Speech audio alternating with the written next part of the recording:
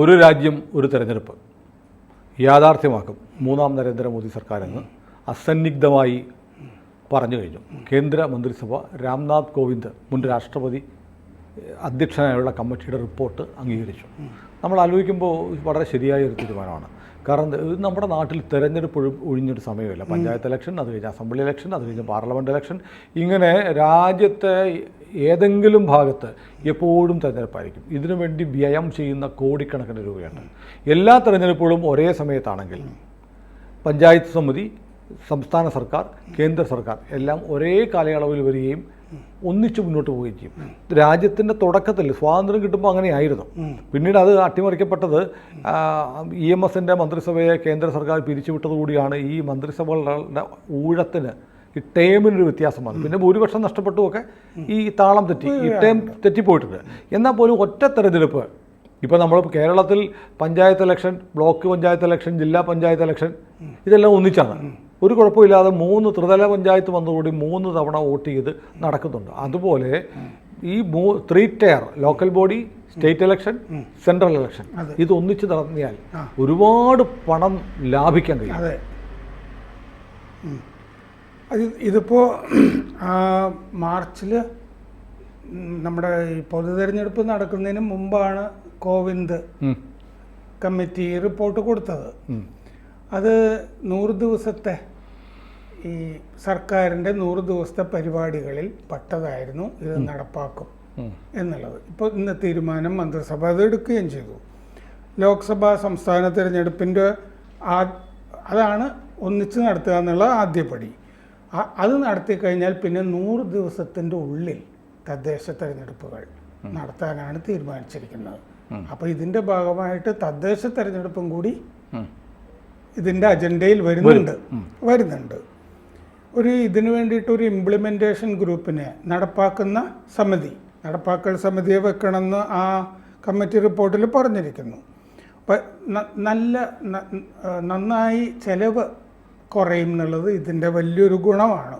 പിന്നെ ഒരുപാട് ഇതിൻ്റെ തെരഞ്ഞെടുപ്പ് കമ്മീഷൻ ഓരോ ഘട്ടത്തിലും ഇത് ചെയ്യുമ്പോൾ ഉദ്യോഗസ്ഥന്മാർ, അതിനുള്ള മെഷീൻസ്, പിന്നെ വാങ്ങിക്കുക, സൈന്യം, അതിൻ്റെ അവൈലബിലിറ്റി, സൈന്യത്തിന് വേറെ ജോലിയൊക്കെ ഇല്ലേ, ഈ അതിർത്തി കാക്കുക എന്നൊക്കെ ഉള്ളത്. ഇത് ഇടയ്ക്കിടയ്ക്ക് തിരഞ്ഞെടുപ്പ് വരുമ്പോൾ ഓരോ സംസ്ഥാനത്ത് ഇങ്ങനെ പോയിക്കൊണ്ടിരിക്കുക, ഇങ്ങനെ അതിൻ്റെ ചിലവൊക്കെ ഭീകരമായിട്ടാണ് വരുന്നത്. അപ്പോൾ ഇന്ത്യ, അതായത് ഭാരതം എന്നല്ലേ ഭരണഘടനയിൽ ആർട്ടിക്കിൾ 1 പറയുന്നത്, അത് ശരിക്കും അതിലെന്താണോ വിഭാവനം ചെയ്തിരിക്കുന്നത് അത് ഈ ആശയം നടപ്പാക്കുന്നതോടുകൂടി നിലവിൽ വരുന്ന കമ്മിറ്റി റിപ്പോർട്ടിൽ ഉണ്ട്. പിന്നെയുള്ള എന്താണെന്ന് വെച്ച് കഴിഞ്ഞാൽ, ഇനി തെരഞ്ഞെടുപ്പ് കമ്മീഷൻ ഉണ്ടല്ലോ ദേശീയ തലത്തിലുള്ളത്, അവരൊരു പൊതു വോട്ടർ പട്ടിക ഉണ്ടാക്കും. ഈ സംസ്ഥാന വോട്ടർ പട്ടികയല്ല ഇനിയുള്ള സംഭവം. അവരൊരു കോമൺ വോട്ടർ പട്ടിക ഉണ്ടാവും, ID കാർഡും അത് ചെയ്യും അവർ. അത് സംസ്ഥാന തെരഞ്ഞെടുപ്പ് കമ്മീഷനൊക്കെ ആയിട്ട് ആലോചിച്ചിട്ടാണ് ചെയ്യുക. പക്ഷെ ഒരു പൊതു സംഗതി വരും. ഇപ്പോൾ കേന്ദ്ര തെരഞ്ഞെടുപ്പ് കമ്മീഷന് ലോക്സഭ, നിയമസഭാ തിരഞ്ഞെടുപ്പുകൾ മാത്രമല്ലേ ഉള്ളൂ. മറ്റേ ലോക്കൽ ബോഡി അതെല്ലാം സംസ്ഥാനങ്ങളാണ് ചെയ്യുന്നത്. 18 ഇത് നടപ്പാക്കുമ്പോൾ ഈ തീരുമാനം ഇപ്പോൾ കേന്ദ്രമന്ത്രിസഭ എടുത്തെങ്കിലും ഇനി 18 ഭരണഘടനാ ഭേദഗതികൾ വേണ്ടി വരും ഇത് നടപ്പാക്കാനായിട്ട്. അപ്പോൾ ഇതിനകത്തൊരു വലിയൊരു ഹർഡിലായിട്ട് ഞാൻ കാണുന്നത്, നമ്മളിപ്പോൾ നമ്മുടെ പല സംസ്ഥാനങ്ങളിലും മന്ത്രിസഭകൾ വീഴുന്നത് പുതിയ കാര്യമൊന്നുമല്ല. അപ്പോൾ 5 വർഷത്തേക്ക് ഒരു സർക്കാരിനെ തിരഞ്ഞെടുത്തു, 5 വർഷം കഴിയുമ്പോഴേ ഒരുമിച്ച് തിരഞ്ഞെടുപ്പ് പാടുള്ളൂ. ഒരു 2.5 വർഷമാകുമ്പോൾ ഒരു സർക്കാർ വീണു, എന്തു ചെയ്യും? അതെ, അങ്ങനെ വീണ് കഴിഞ്ഞാൽ ഈ അവിടെ മാത്രമായിട്ട് തിരഞ്ഞെടുപ്പ് നടത്താനായിട്ട് പറ്റില്ല. അപ്പോൾ അത് എനിക്ക് തോന്നുന്നത് എന്താണെന്ന് വെച്ച് കഴിഞ്ഞാൽ, ഈ കാലുമാറ്റത്തിനെ ഒക്കെ നിരുത്സാഹപ്പെടുത്തുന്ന ഇത് ഇങ്ങനെയാണെന്ന് കണ്ടു കഴിഞ്ഞാൽ പിന്നെ ആരും പോകുന്നില്ലല്ലോ. ഇതാണ് ശരിയല്ലല്ലോ. ഒരു സർക്കാരിന് ഒരു കൂട്ടുകക്ഷി മന്ത്രിസഭ, ആ കൂട്ടുകക്ഷിയിലെ ഒരു സർക്കാർ പൊതുവിൽ ജനങ്ങൾക്ക് ദോഷകരമായ തീരുമാനമെടുക്കുന്നു. എന്നാൽ ഞങ്ങളില്ല എന്ന് പറഞ്ഞ് പിന്മാറാൻ ഒരു സഖ്യകക്ഷിക്ക് അനുമതിയും അവകാശവും വേണ്ട. അതൊക്കെ അവകാശങ്ങളൊക്കെ ഉണ്ട്.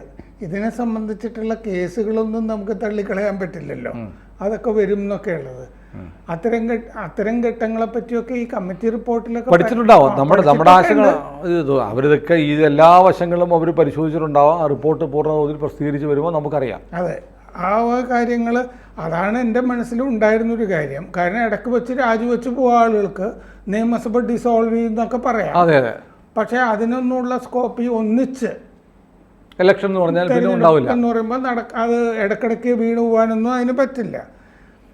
പക്ഷേ ഈ എന്തായാലും അതുകൊണ്ടാണ് അതിനെയൊക്കെ സംബന്ധിച്ചിട്ടൊക്കെയാണ് ഭരണഘടന ഭേദഗതി ബില്ലുകൾ 18 വരണം എന്ന് പറയുന്നത്. അപ്പോൾ ചില സംസ്ഥാനങ്ങൾ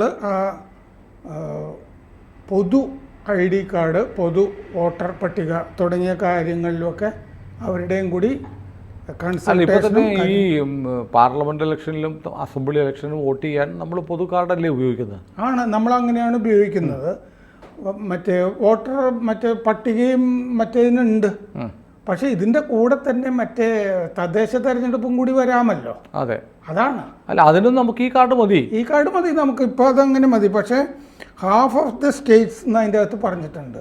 ചില സ്ഥലങ്ങളിൽ അങ്ങനെ ആകണം എന്നില്ല എന്ന് വേണം ആ വാചകം വായിക്കുമ്പോൾ മനസ്സിലാക്കാൻ. ഹാഫ് ഓഫ് ദി സ്റ്റേറ്റ്സ്, അതായത് ഇന്ത്യയിലെ പകുതി സംസ്ഥാനങ്ങളുടെയും കൂടി അംഗീകാരം അതിന് വേണ്ടി വരും ഈ ബില്ല് പാസ്സാക്കാൻ എന്ന് അതിൻ്റെ അകത്ത് പറഞ്ഞിട്ടുണ്ട്. പിന്നെ ലോ കമ്മീഷനും ഇതിൻ്റെ ശുപാർശകളുമായിട്ട് വരാനുണ്ട് എന്നും അതിൻ്റെ അകത്ത് പറഞ്ഞിട്ടുണ്ട്.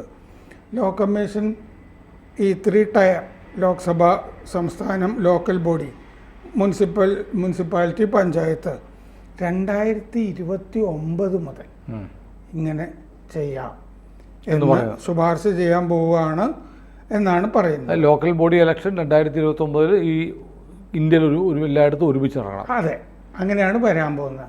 പിന്നെ സുനിൽ ചോദിച്ചതിന് ചെറിയ ഒരു മറുപടി ആകും തോന്നുന്നു. അതിൻ്റെ അകത്തൊരു ഭാഗത്ത് പറയുന്നത് ഈ മറ്റേ ത്രിശങ്കു സഭയൊക്കെ വരുമല്ലോ, അപ്പോൾ ഒരു ഐക്യ സഭ കൊണ്ടുവരാം, യൂണിറ്റി ഹൗസ് കൊണ്ടുവരാം എന്ന് പറഞ്ഞ് ഇതിൻ്റെ അകത്ത് ശുപാർശ ഉണ്ടെന്ന് പറയുന്നുണ്ട്. അങ്ങനെയാണെങ്കിൽ ഈ മന്ത്രിസഭ ഇടയ്ക്ക് സംസ്ഥാനങ്ങളിൽ വീണാലും പിന്നത്തെ ഒരു കൊല്ലത്തേക്കോ മറ്റോ അങ്ങനെ ഒരു സംവിധാനത്തിനെ പറ്റി ആലോചിക്കാം. ഒരു ഐക്യ മന്ത്രിസഭ. ഇപ്പോൾ ഈ യുദ്ധം നടക്കുമ്പോൾ ഇസ്രയേലിൽ യുദ്ധകാല മന്ത്രിസഭ ഉണ്ടായെന്ന് പറയുന്ന പോലെ. പക്ഷെ അതൊക്കെ ഈ പറഞ്ഞ പോലെ പ്രതിപക്ഷവും ഭരണപക്ഷവും എല്ലാം കൂടി ചേർന്നൊരു സർക്കാർ എന്നൊക്കെ പറയുന്നത് പ്രായോഗികമൊന്നുമല്ല. അങ്ങനെ ഒരെണ്ണത്തിന് നിലനിന്ന് പോകാൻ, പ്രത്യേകിച്ച് ഇന്ത്യൻ സാഹചര്യത്തിൽ. ഇന്ത്യയിൽ ഇപ്പോൾ നമ്മുടെ ലോകത്തുള്ള പ്രതിപക്ഷം അല്ലല്ലോ ഇന്ത്യയിൽ. ഇപ്പോൾ മറ്റു രാജ്യങ്ങളിലൊക്കെ പ്രതിപക്ഷം സർക്കാർ ചെയ്യുന്ന ക്രിയാത്മകമായ എല്ലാ കാര്യങ്ങൾക്കും പിന്തുണ ചെയ്യും. ഇവിടെ എന്ത് പൊന്നുകൊണ്ട് പുളിശ്ശേരി വെച്ചാലും കുറ്റം പറയാൻ വേണ്ടി മാത്രം ഇരിക്കുന്ന ആളുകളാണ് ഇന്ത്യൻ പ്രതിപക്ഷം. ഇതിൻ്റെ ചെലവിൻ്റെ കാര്യം നമ്മൾ പറഞ്ഞല്ലോ. അത് അതിൻ്റെ ലാഭത്തിനൊരു സൂചന കിട്ടുന്ന കണക്കുകൾ പറയാം. 2021 കേരള നിയമസഭാ തെരഞ്ഞെടുപ്പ് കമ്മീഷന് ദേശീയ തലത്തിലുള്ള ചെലവായത് 29 കോടി രൂപ. 29 കോടി രൂപ. അത് തെരഞ്ഞെടുപ്പ് കമ്മീഷന് മാത്രം. സ്ഥാനാർത്ഥികളുടെ ഓരോ പാർട്ടികൾക്കും എത്ര അയക്കണം അതൊന്നും ഈ കൂട്ടാതെ ഒരു മണ്ഡലത്തിൽ MLAക്ക് 5 കോടിക്കും 10 കോടിക്കും ഇടയ്ക്ക് വേണം പ്രചാരണത്തിന് കാശ്. തെരഞ്ഞെടുപ്പ് കമ്മീഷൻ എന്ന് പറയുമ്പോൾ കേന്ദ്രത്തിൻ്റെ ഫണ്ട് തന്നെയാണ് അങ്ങോട്ട് കൊടുക്കുന്നത്. കേന്ദ്രമാണ് ചെലവ് ചെയ്യുന്നത്. 2014 3870 കോടിയായിരുന്നു. 3870 കോടിയോ ആണ് ചെലവായത് പാർലമെന്റ് കമ്മീഷന്. അതെ, 2014 ആണെന്ന് ഓർക്കണം. അന്ന് EVM അഡ്മിനിസ്ട്രേഷൻ ഇങ്ങനത്തെ കാര്യങ്ങൾക്കൊക്കെയാണ്. 2019 മൊത്തം കണക്ക് അവൈലബിൾ അല്ല. പക്ഷേ 2019 EVM മെഷീൻസ് വാങ്ങിക്കാൻ മാത്രം 4000 കോടി ചിലവായി. 1952 ആദ്യത്തെ തെരഞ്ഞെടുപ്പിന് 10.45 കോടി. കേരളത്തിലെ ചിലവായതിൻ്റെ പകുതി 10.45 കോടിയായിരുന്നു. അപ്പം നമുക്കിതിൽ നിന്ന് ഏതാണ്ടൊരു 7000-10000 കോടി അത് നാട്ടിൽ എന്തെല്ലാം കാര്യങ്ങൾക്ക് ഉപയോഗിക്കാവുന്നതാണ്. പിന്നെ ഓരോ സംസ്ഥാനങ്ങളിലും ഇപ്പോൾ കേരളത്തിൽ 27 കോടി എന്ന് പറയുന്ന പോലെ ഇന്ത്യയിലെ 29 സംസ്ഥാനങ്ങളിലൊക്കെ ഒരു 29 സംസ്ഥാനങ്ങളിൽ ഒക്കെ ആണെങ്കിലും അതെ എത്ര കോടി ചിലവാകും. അപ്പോൾ ഈ പണം ലാഭിക്കാൻ പറ്റും. പക്ഷേ ഇപ്പോൾ പ്രതിപക്ഷം പറയുന്നത് മോദിക്ക് എന്നും അടുത്ത തെരഞ്ഞെടുപ്പിൽ ജയിക്കാൻ വേണ്ടിയിട്ടാണ് ഇത് കൊണ്ടുവരുന്നതെന്നാണ്. പ്രസിഡന്റ് തെരഞ്ഞെടുപ്പിനുള്ള ഒരു സന്നാഹമാണെന്നല്ലേ ഇന്ത്യയിൽ ഒറ്റ തെരഞ്ഞെടുപ്പ്. അങ്ങനെ ആയാലും എന്താ കുഴപ്പം? എന്താ കുഴപ്പം? എന്താ രാഹുൽ ഗാന്ധി മത്സരിക്കട്ടെ നരേന്ദ്രമോദിക്കെതിരെ. അതെ, എന്നിട്ട് മറ്റേ ഡിബേറ്റൊക്കെ വരട്ടെ. ഈ ഹാരിസ് മറ്റേ കമലയൊക്കെ പോലെ. CMS ഇന്ത്യ എന്ന് പറഞ്ഞൊരു സ്ഥാപനം അവരുടെ കണക്കിൽ പറയുന്ന 1998 മൊത്തം ചെലവ് തെരഞ്ഞെടുപ്പിൻ്റെ സ്ഥാനാർത്ഥി തെരഞ്ഞെടുപ്പ് കമ്മീഷൻ എല്ലാം കൂടി 9,000 കോടി ആയിരുന്നു 1998. അതിൽ തെരഞ്ഞെടുപ്പ് കമ്മീഷന്റെ ചെലവ് 13% മാത്രമാണ്. 9,000 കോടി 9,000 കോടി എന്നൊക്കെ പറയുന്ന ഒരു കണക്കാണ്. ഏതെങ്കിലും സ്ഥാനാർത്ഥി താൻ ചെലവഴിച്ച കൃത്യം തുക പറയില്ല. 2019 55,000 കോടി മൊത്തം ചെലവ് ഇന്ത്യയിൽ. അതിൽ തെരഞ്ഞെടുപ്പ് കമ്മീഷന്റെ ഷെയർ 15% മാത്രം. ബാക്കി 85% കരക്കാരുടെ രാഷ്ട്രീയ പാർട്ടികളുടെ. വലിയ ചെലവുള്ള ഒരു ശരിക്ക് ഈ ഇന്ത്യ പോലെ തെരഞ്ഞെടുപ്പ് ഈ 85% എന്ന് പറയുമ്പോൾ ഓർക്കണം, എലക്ഷൻ ആവശ്യങ്ങൾക്ക് വേണ്ടി ചെലവഴിക്കാവുന്നതിന് പരിമിതി വെച്ചിട്ടുണ്ട്. എന്നിട്ടാണ് ഇത്രയും ചെലവായത്. ആ പരിധി ഇല്ലായിരുന്നെങ്കിലോ? കണക്ക് എന്ന് പറയുന്നത് 30,000 രൂപ 40,000 രൂപ എന്നൊക്കെ പറഞ്ഞിട്ടാണ്. അതെ. ഏതായാലും മോദി സർക്കാർ മുന്നോട്ട് വെച്ച വാഗ്ദാനങ്ങളൊക്കെ പാലിച്ച ഒരു ചരിത്രമാണ് മുൻകാലത്തുള്ളത്. ഒരു രാജ്യം ഒരു തെരഞ്ഞെടുപ്പ്, വഖഫ് ബില്ലിൻ്റെ ഇന്നലെ അമിത്ഷാ വീണ്ടും പറഞ്ഞു ഈ പാർലമെൻറ്റിൽ പാസ്സാക്കിയിരിക്കുമെന്ന്. അമിത്ഷാ ഭയങ്കര കൺഫേം ചെയ്തു, അഫേം ചെയ്തു പറഞ്ഞു. അത് വലിയ സന്തോഷം ഉണ്ടാക്കുന്ന കാര്യമാണ്. വാഗ്ദാനങ്ങൾ ഇതൊന്നും പിൻവാതിലൂടെ അല്ലല്ലോ, ഇതൊക്കെ മാനിഫെസ്റ്റോയിൽ പറഞ്ഞിട്ട് തെരഞ്ഞെടുപ്പ് പ്രകടന പത്രികയിൽ പറഞ്ഞിട്ടുള്ള കാര്യങ്ങളാണ് BJP നടപ്പാക്കുന്നത്. ഒളിച്ചു വെച്ചും പിൻവാതിലൂടെ അല്ല. അതുമല്ല 100 ദിവസം കൊണ്ട് ഞങ്ങളിത് ചെയ്യും എന്ന് പറഞ്ഞത് ചെയ്ത് കാണിക്കുകയാണ്. ഏതായാലും സർക്കാർ അതിവേഗം ബഹുദൂരം മുന്നോട്ട് പോകട്ടെ. കൂടുതൽ വാർത്തകളും വിശേഷങ്ങളും നിങ്ങളിലേക്ക് എത്താൻ ABC മലയാളം സബ്സ്ക്രൈബ് ചെയ്യുക, ബെൽബട്ടനും അമർത്തുക.